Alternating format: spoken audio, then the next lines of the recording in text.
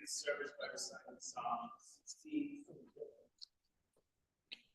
Or translated English.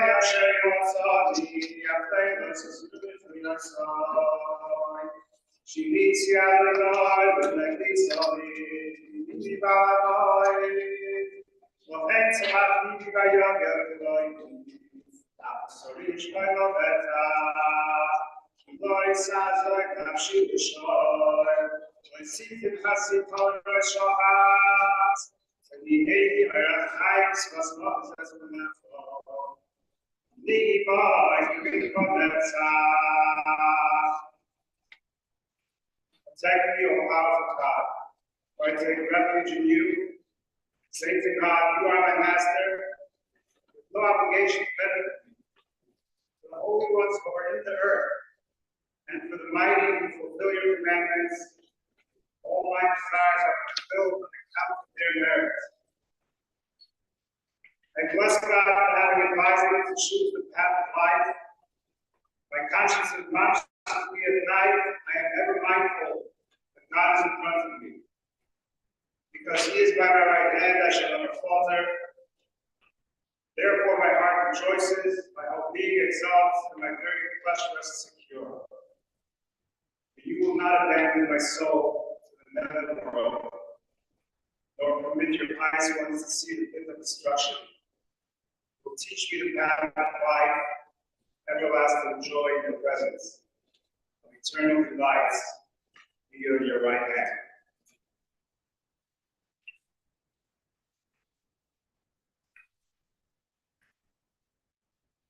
In every funeral service, the words of Isaiah reminds us that regardless of how many years we have on this earth, it's like a blade of grass that's here and it's gone, it's passing. It reminds us to make the best of the years, the few, less like 97 years like Joe had. Nice age for those who haven't reached 97.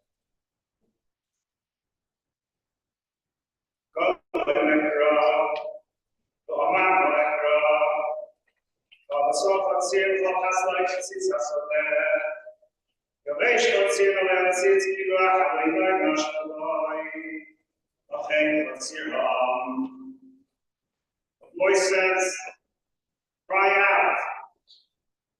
The prophet Isaiah asks, what shall I cry? All flesh is like grass, and all its beauty is like the blossom of the field.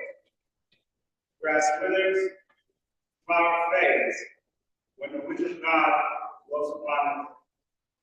Surely the people are like grass. Grass withers, blossom fades. The word of our God shall endure forever.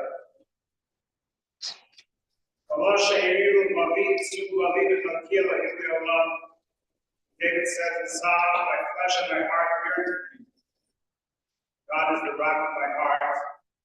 He is my portion forever. In Psalm 15, David says, God will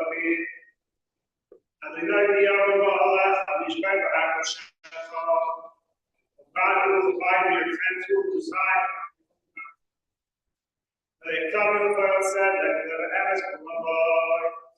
He walks with innocence, acts justly, and speaks the truth that is in his heart. He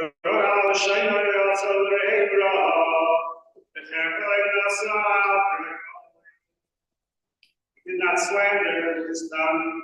He did no evil against his fellow, and brings no shame upon those close to him. Example, anything else where you have a topic, a contemplative person in his eyes is important. Be honest those who are God-fearing, who takes an oath to his own detriment and does not violate it.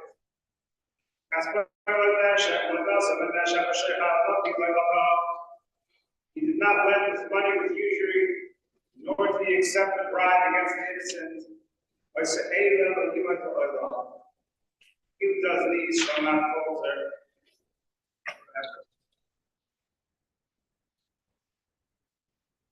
Come to say goodbye and farewell to dear father, grandfather, great-grandfather, friend, community leader, many other things that people hear about during the eulogies today. Joe Pells. He'll say that here shall lady, Mark, Alan, Andy, Mimi, many grandchildren, Zach and Alexis, here today. Claire, Asha, Ari, Annie, Levi, Jerry, Ben, to be here today. To be and Emily, who already are their father. Joe was born on March 9, 1928 in Denver, Colorado. Jenny Frances Pells. I am married to know, and my wife is very friendly with us for many, many years. Jenny was one of Denver's matriarchs in the day. His father was Harry J. Pells. Joe was a brother to Davy, also to Betty, and Lee was a aunt. When a person comes into this world, King Solomon says something very interesting about it. He says, Tov Yom HaMoves, Yom Imola. Day of death is better than the day one was born. Doesn't seem like a very optimistic approach to life. But what King Solomon is telling us, we can say it's more fun, or it's more enjoyable. Similarly, he says elsewhere, so it's better to go to a house of mourning than to a house of party. And what Shlomo HaMelech King Solomon is telling us is that to learn something about life from a house of mourning, inspired by a house of mourning, learn from a person's life. When it's a party, the person has a good time, doesn't necessarily walk away. There's a lot of important lessons in life. In the same way, Solomon tells us that the day of death is better than the day one was born. And to explain this, I'd like to read a parable that comes not from a theologian, although its source is in the Midrash, part of the Oral Torah, philosopher, but it comes from a soldier. It was found on the body of the American Jewish soldier, Colonel David Marcus, who was one of those who helped to form the first army of the state of Israel, and who died in defense of Jerusalem in 1948. This is what they found on his body. I am standing upon the seashore. A ship at my side spreads her white sails in the morning breeze, and starts for the blue ocean. She is an object of beauty and strength, and I stand and watch her until at length she is only a ribbon of white cloud, just where the sea and sky come to mingle with each other. Then someone at my side says, "There, she's gone." Gone where? Gone from my sight, that is all. She is just as large and massed and hull as she was when she left my side, and just as able to bear her load of living freight to the place of destination. The diminished size is in me, not in her.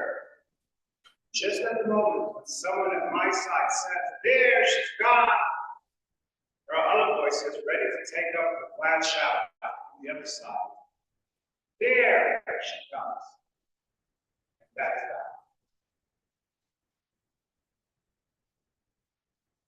Joe, physically, has diminished from us, gone, but in the world of souls, when he returns to was before he came to this world, being greeted by those who loved him, those who cared for him, those who benefited from him when no longer here.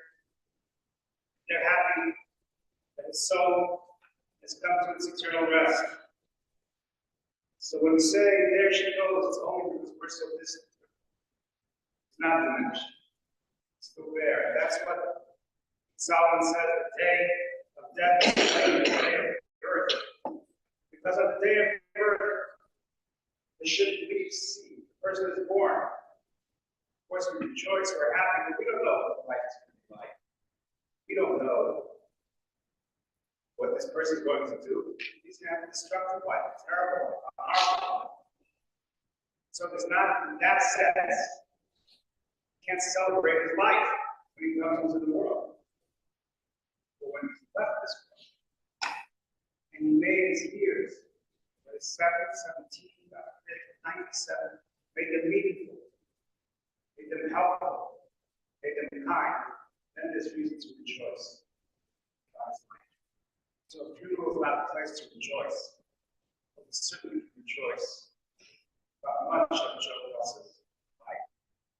I knew Joe personally many years. In the earlier years, was younger, also a lot younger, but in over 40 years. And I knew Joe from my first came to Denver for 2.5, 3 decades. It was amazing to me, even at the time, to see how Joe's name appeared everywhere. Not because he wanted his name in lights, but because he was helping this organization, this charity, this boy, this for that person. And his name became well known in the community.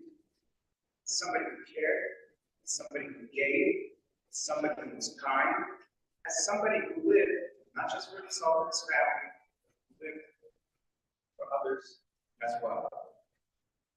I'm not going to tell more about that because I know the family is going to speak about that. I want to read some of Joe's biography and as well. But I just wanted to say that these words are very, very important.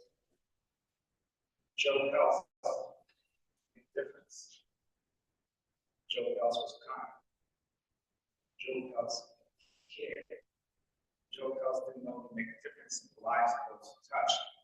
Joe Pells made a difference in the world. His memory is a blessing. I'd like to call on Mark to speak.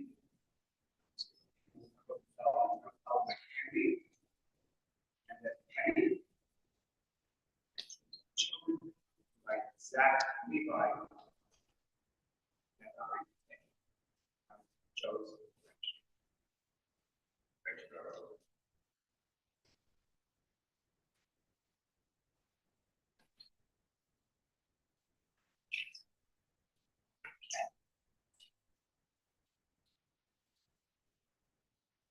Good afternoon, everyone, and thank you for joining us in this bittersweet celebration of my father's life. My name is Mark, and I'm Joe Pells' son. I don't say this by way of explanation, but by way of introduction. For most of my life growing up, and since I'm able that, that was my identity. I'd meet someone, and when they heard my name, I'd hear, "Oh, are you Joe Pells' son?" Or, "You must be Joe Pells."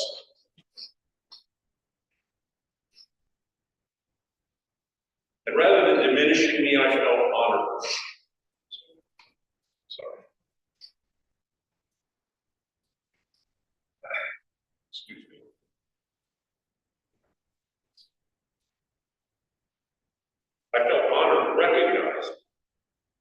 recipient of positive vibes, positive reactions, just because they knew my father. And I always wanted to understand, who was this person? This giant that everyone seemed to know and everyone seemed to like. And of course, I wanted to be like him. And to me, he was a giant. In our family, he was the central figure, the arranger, the peacemaker, and family facilitator when there were challenges. And like most families, there were challenges. And no matter what the nature, my father was always central, trying to help everyone get together. In business, it was the same way. I was fortunate to join the family business, started by my grandfather almost 100 years ago. There was no nepotism there. I started as a file clerk with a desk next to the filing cabinets. I can't remember the number of times he fired me. Once when I called my mother enough. But those were all these learning experiences, and I came out of them stronger, wiser. And he demonstrated the same willingness and need to become involved to better his business career, working on committees or the boards of business associations and other business activities that would help his business.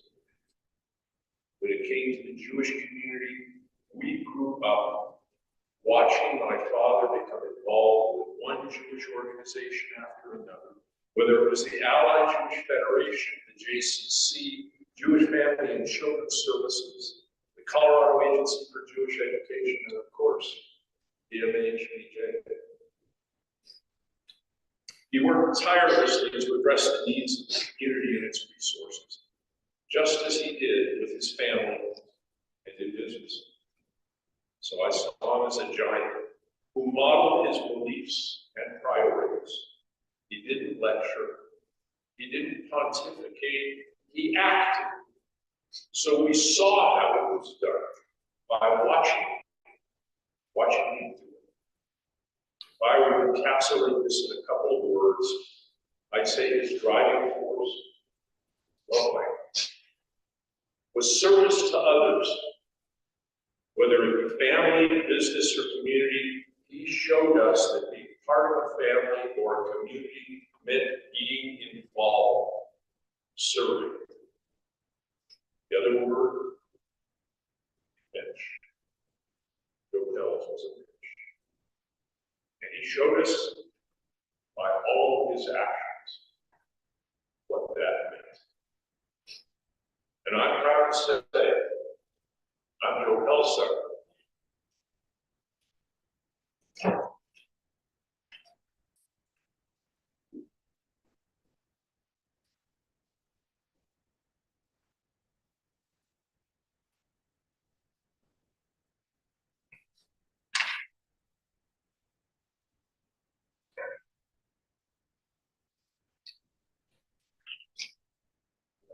So, get a rabbi, encapsulated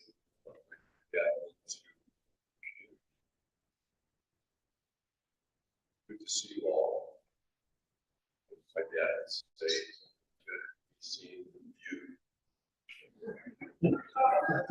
We're all not to keep it at that. We're here to award and to remember Joe Pells. And what I wanted to do is remember what he did to me, especially over the past dozen years, where my dad and I had these adventures around the world. Together we explored, found ourselves in Stonehenge, pillars, ancient pillars. Days later, we sipped high tea next to the Magna Carta. The next summer, we were hiking the Banyas in Israel, and then exploring the tunnels next to the hotel, the Western Wall. Shortly after, Red Square, looking up at the onion domes. And then when he was 90, chasing, running to make the time that we had reserved at the Kremlin to at the museums there. Amazing at 90 years old. Dad was able to do this. But he wanted to make all the opportunities that he could, whatever age he was at, to hit his bucket list.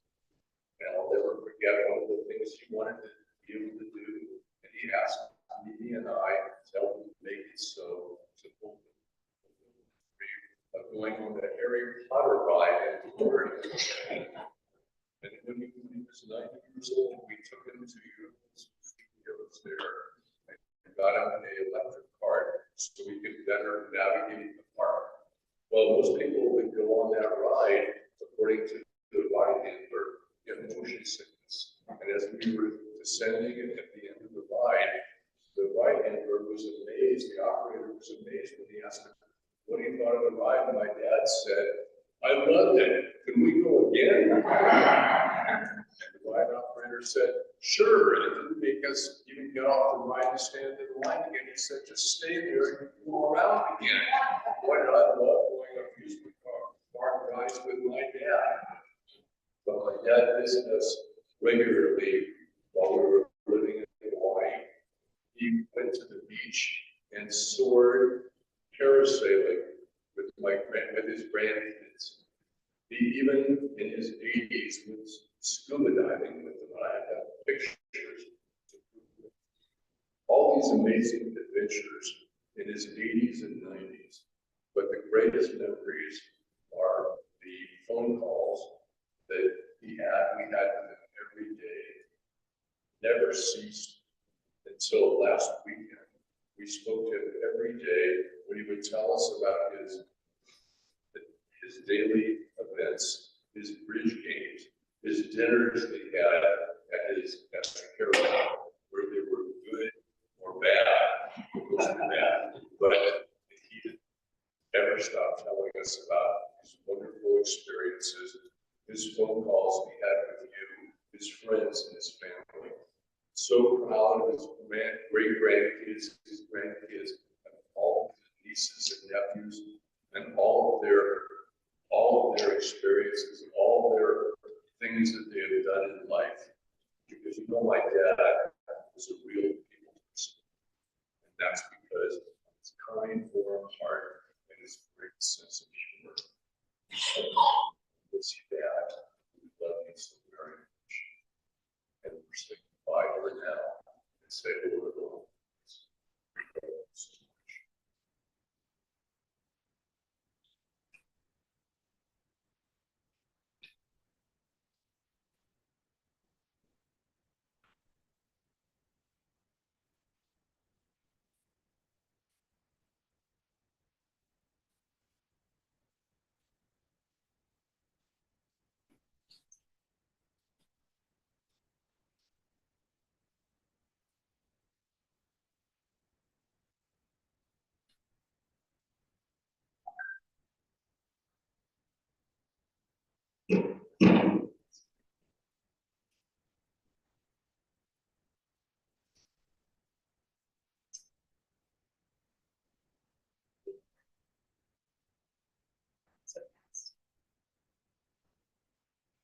I really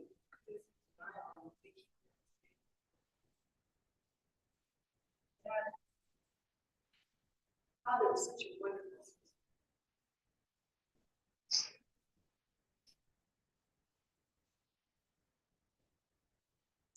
wonderful, father, grandfather, great-grandfather, brother, uncle.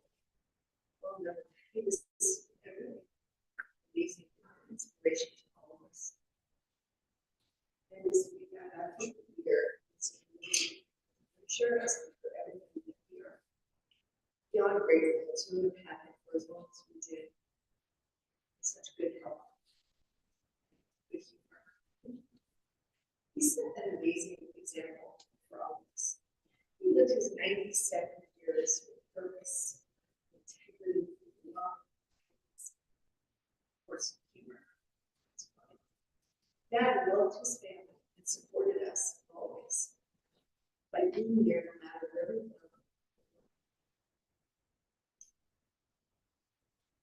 I was his youngest, and he said that although I was a surprise, right for the decade of my siblings, I was his pride. So let's be honest, I was not an easy kid, but he stuck by me those years and figured out he paid.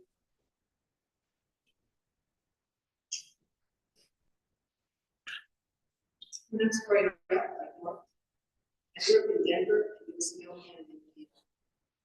Everywhere you went, right? People would say, they'd see your last name, your last name, so you must be Joe's daughter. It didn't matter whether it was in the Jewish community or when I worked for the insurance agency or later as an adult. Everybody did think he could play it, Joe was the best. Later on, I moved to North Carolina with my family in 1990 to visit us often. And my Charlotte friends were to love him too. And I would invite them for holidays. The first one would say, wonderful, should Dad be there? He showed up.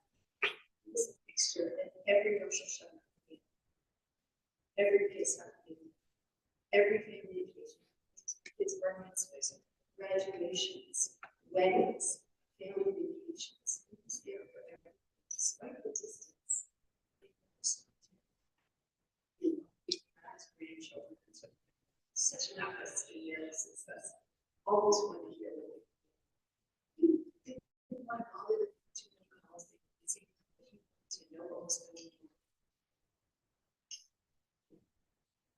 They were young, he showed up with them, hang out with them. One day they were riding scooters when we jumped on a scooter and started riding. Of course, my mother at her age, and that was the that on scooters, but he did get to stand by, smile on his face, and then make him so happy to see the kids happy. Later on, he joined us for mitzvah in Israel. He joined us for a 2-week adventure. Also, I think he might have been the only 8-year-old hiking the water trails and going to the water tunnels in the pitch dark at 8 years old. And not a meeting was amazing and unstoppable. He came to New York with us from Corey Country. Last year, when Gary got married and Maddie got married, he recorded the most amazing video because he couldn't come to the wedding. And he was the star of the show. He would still come up to me and say, your father was incredible. He was amazing. Dad was a faithful man. Married to my mom for Dad. He stayed busy and social. He built a very meaningful life with his friends and family and passions for volunteering and golf and bridge. He had a very special relationship with his brother. I love to see that.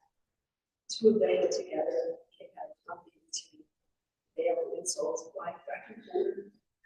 They would say something nice, and Dad would put it out while your heart found the swallow to the heat. But underneath all of it, underneath all the teasing, there was a clear love that they shared. It was incredible. It was also an inspiration for all of us that we love to see him. Humor was the defining part of who he was. He put everybody at ease. He didn't complain much. If you ask him, how are you doing? He'd say, oh, I'm in pretty good shape for the shape I'm in. Didn't matter. If you told him, hey, Joe, you look pretty good today, he'd say, well, I don't walk on my face, do I? Always quick-witted, humble, fun to be around, always ready to remind and pay everything. It was great. In the last few years, he loved his food, It was good. If it wasn't good, you got to hear about it. Holiday meals, brisket, matzo soup, his favorite restaurants. He looked forward to everything. But he was not really easy to please, I'll be honest. If your food lacked flavor, he said it had no tongue. No tongue. So we worked really hard to make sure that everything, like, had tongue. It was a lesson he taught us. If you're gonna eat, it's gotta have tongue. He always joked with us that, you know, why be difficult? A little bit more effort.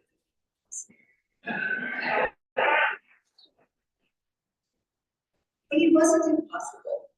That was the funny part. Right? He read it was not impossible. We appreciated it. We love the fact that his devotion extended past his family into the Jewish community and his time and energy. Fundraising was always a big part of that, but he never saw it as a burden. He considered it a mitzvah because he was giving other people the opportunity to make a difference. And he said, besides, like, who else was going to do this? And after his career in insurance and years of community leadership, he never stopped getting better. Well into his 90s, he volunteered for AA. For more than 15 years, he drove downtown several times a week to make calls to warn seniors about scams. The staff called him Papa Joe. Sometimes people hung up on him and never returned his messages, but he was discouraged. I asked him about that. He said it was worth the rejection of all those people if he did get help. That was his outlook. Focus on the good you can do and not the obstacles that are in your way. He lived out philosophy like his own life. And when I was struggling with life transitions, he told me, you are never too old to change or to change your life. And he proved that that was true. With age, he gave up his golf and his tennis and squash, and at 85, he was a Tai Chi master at the local Tai Chi center, inspiring many people. He was amazing. At 93, the COVID lockdown, while so many people struggled with isolation, Dad leveraged technology to stay connected. He joined Zoom classes, meditation groups, online bridge, and he even took great courses online. He had a Mac, an iPad, and a smartwatch. He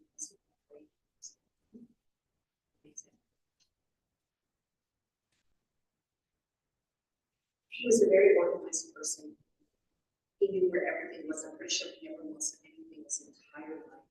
He asked him what anything was in a paper clip that he hasn't seen for 5 years. He would know exactly where it is and what was next to it. He was meticulous and sharp until the end.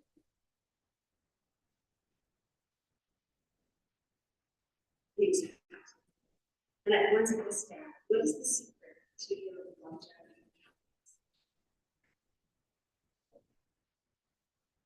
Have something to do every day. Something you have a purpose. Help people. Laugh more. Don't take yourself too seriously. Don't think too much. Sorry. My dad taught me to live with purpose, integrity, and humor. And of course, with Tom, he didn't settle for anything bland. He was my greatest inspiration. The best way I could honor him is to live with those lessons and put those into use. He was an amazing individual. He was better.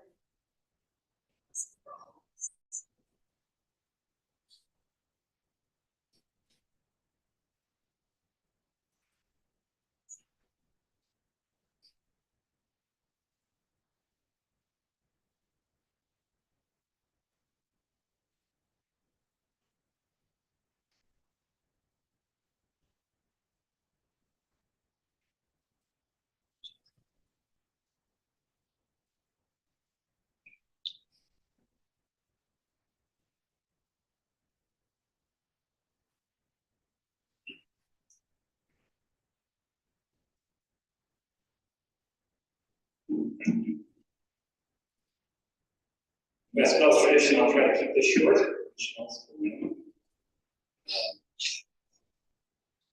Buck was my inspiration 12 years ago. This in the Air Force. Listening to his war stories at the Shabbos table, at the Sabbath table on Friday nights, talking about how his experiences at the end of the war in Japan, stationed in Anita, and it's amazing time there, and he was called back up in Korea as a tank mechanic. He was legal aid, by the way. Pretty famous thing there. It's a huge inspiration. And it's 12 years ago, I enlisted in the Air Force, and then recently this year, I was able to commission. I'll never forget the pride in his eyes. Was able to offer me my first salute. His service was always a great point of pride, and I was blessed to be able to follow his footsteps to Japan and see some of the places that he talked about. And it was there that his inspiration. I met my wife.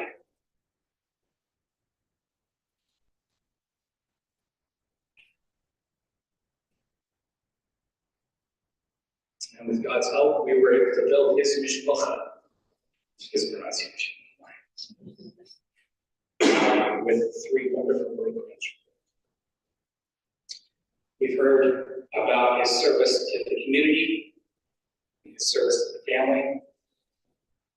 He truly knew what it meant to serve that day to his community, his family, and his country.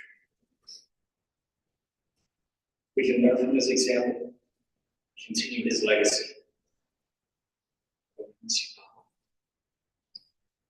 May his soul ascend to heaven speedily on the merits of his children, great grandchildren.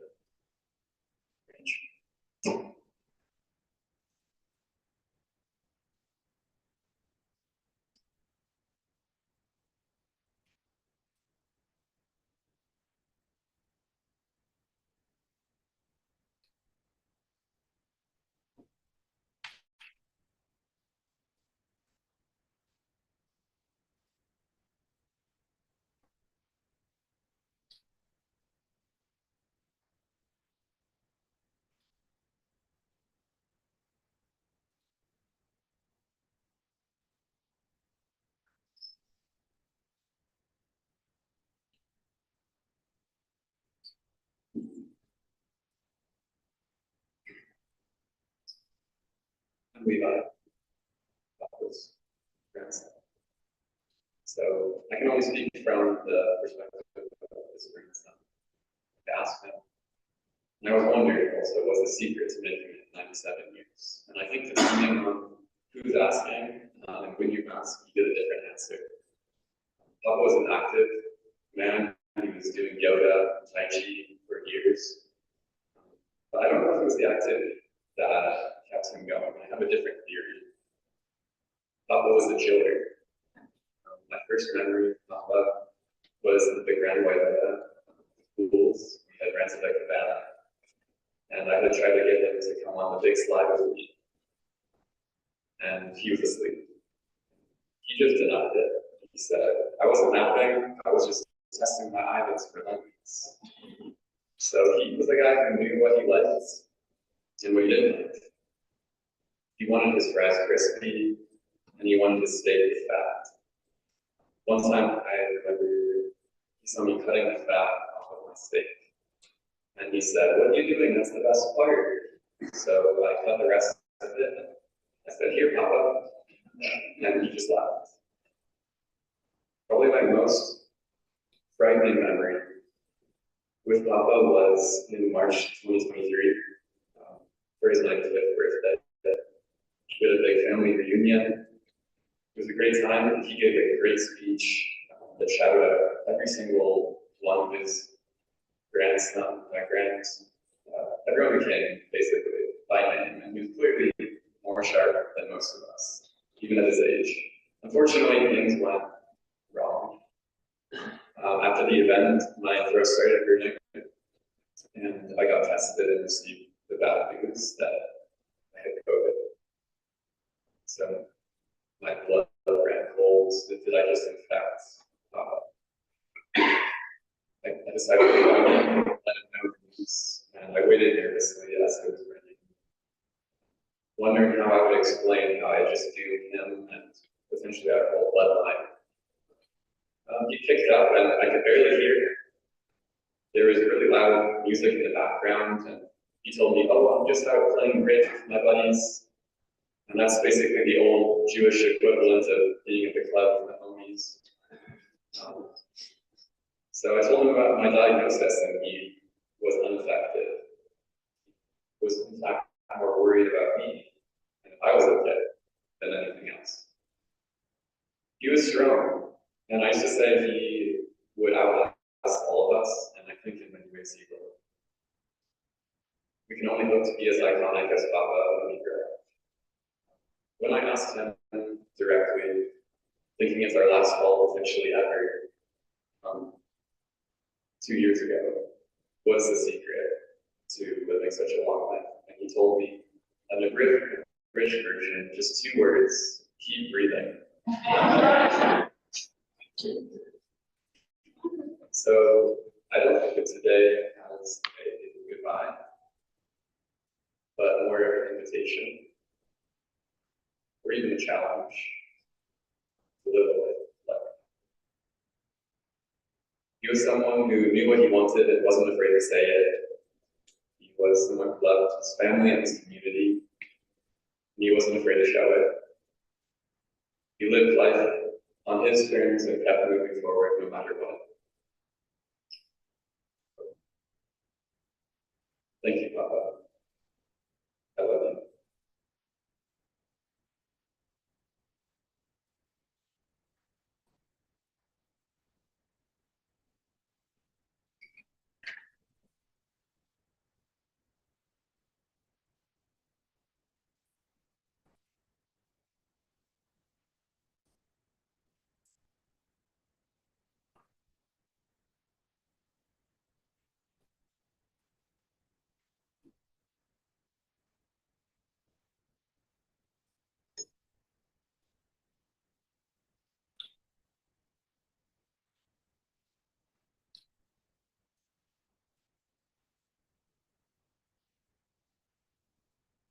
Hi, my name is Ari. I'm also a Brandon kid. I'm going to be really quick because we don't want to overemphasize the Pells principle brevity here. The only thing that I have to add here, and this is really good for Lily, is the aphorisms and quotations. And one thing that has not been remarked upon yet is at a birthday party in the last couple of years, a book was published displaying his many quotes. And it was a keepsake that I currently have on my bookshelf, and it has a private place, and it has his face on it. If I were smarter, I would have actually brought it with me to read it from here, which would have made a lot of sense. But since I didn't do that, all I have are the quotes that I wrote down on my phone over the years, whenever Papa happened to say something that I found particularly silly or interesting. One thing to note is that as a lifelong Coloradan, his thoughts on skiing were very concise. The only thing he said to me in the entirety of the time was ski by the fire. When he was when we were putting him at the Caroline, we were asking how sharp his memory was. He would say once, "I have a perfect memory. I remember the last thing I ever forgot," which is not true because he had an absolutely exceptional memory. And I remember spending time with him, writing down notes on my phone furiously at his exhaustive genealogy and family tree knowledge. And I still have that phone somewhere at my desk, just because it has that note that saved there still. The only advice that he would the summative advice that he gave to me, which, as everyone's been saying, is different from time to time, from moment to moment. His advice was stay employed, keep out of jail, and other than that, I have no advice to give. The last story I have to say comes from my brother. When, as a child, he was balding with Papa, he was trying to teach my brother Asher how to fish with the wedge, and Asher, who was younger at the time, was struggling with it, was frustrated, sort of having a little bit of a moment on the course. And Papa just said, nobody likes his clothes. So after an hour, Asher finally figured it out. The muscle memory kicked in. And for once, he actually did better than Papa on the course. Asher celebrated, saying, did you see it? Did you see how closer I was to the wall to you? And Papa just said, he likes to laugh. So that's really all I have to say. But we're going to miss you immensely. His reliability, his moderation, his pace, his strength, just like the totemic nature of his existence in our community and family. And we couldn't be here without it.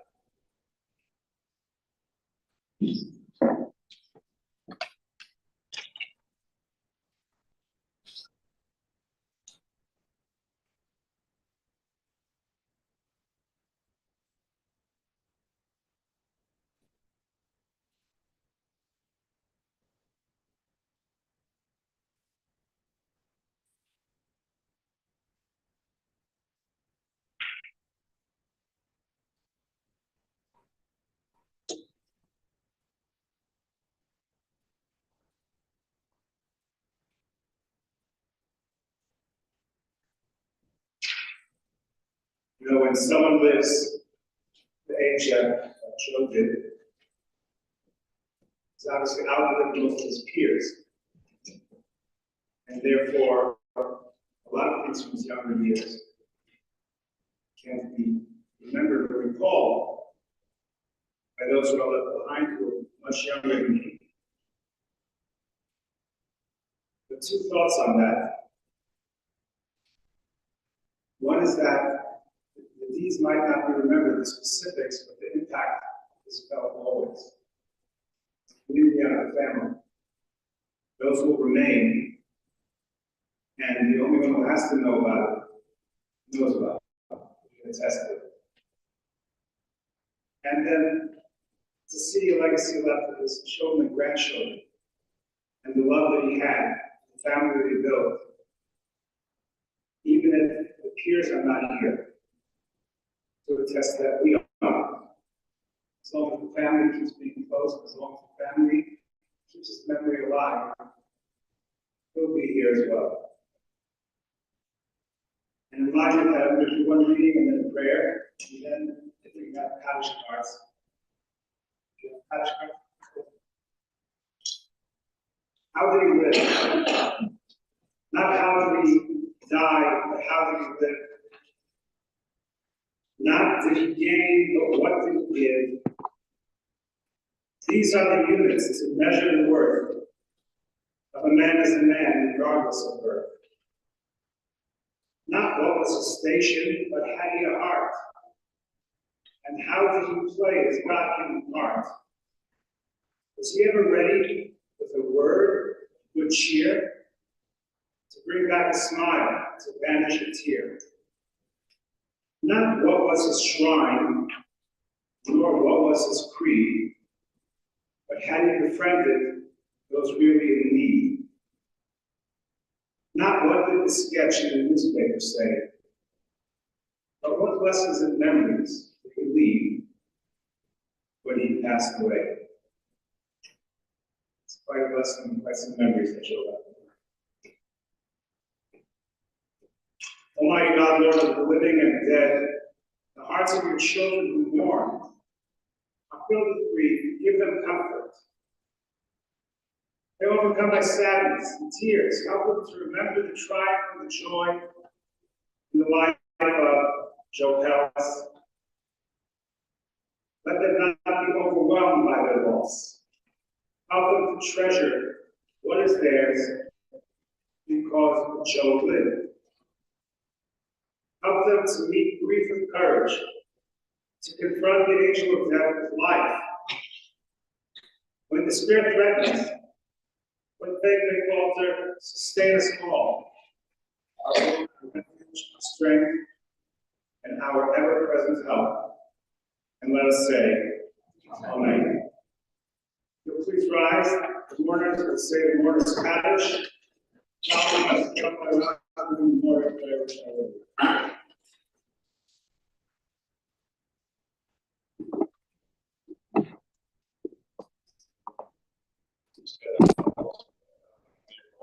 Amen.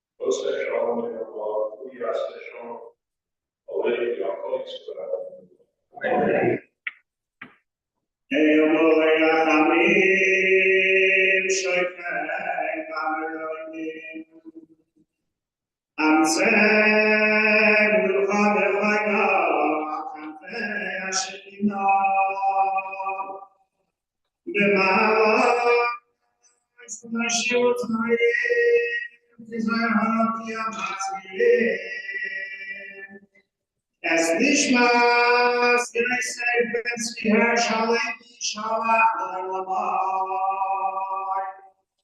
Babu Shalach Vispalim Badas Paras Nishmasai.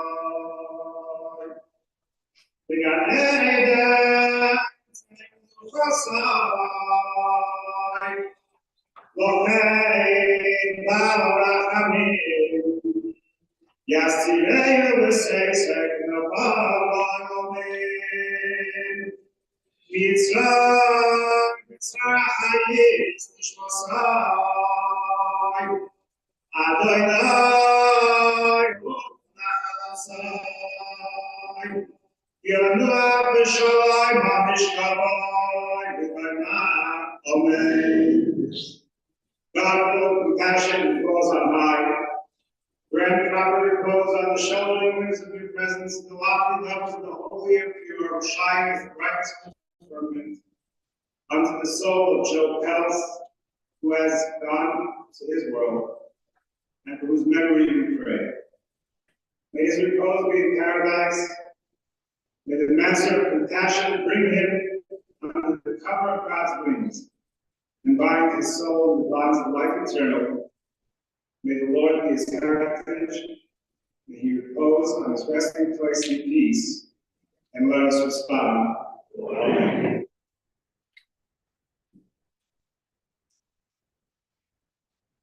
Ladies and gentlemen, that does conclude our service here at the BMHBJ congregation. We will have an interment at Mount Eagle Memorial Park. We will have an escorted procession, so if you'd like to join us for the interment, we'll ask you to return to your cars as quickly as possible. Please don't delay the conversation before you. And please return to your cars, have your hazards on. That will help identify you as a participant in the escorted procession. We're going to use this northwest exit of the synagogue's parking lot. As we exit, we can start lining up that way.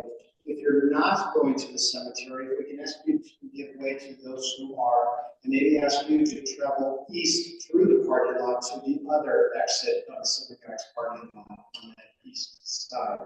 The last request is to please refrain from coming forward and try to speak with the family and express your condolences. It will delay their time of getting to the cemetery. I've already asked them the exact same thing, not to say it will you, so it's my fault if they pull you off. So if I can ask you to remain in your places and invite the pallbearers forward at this time.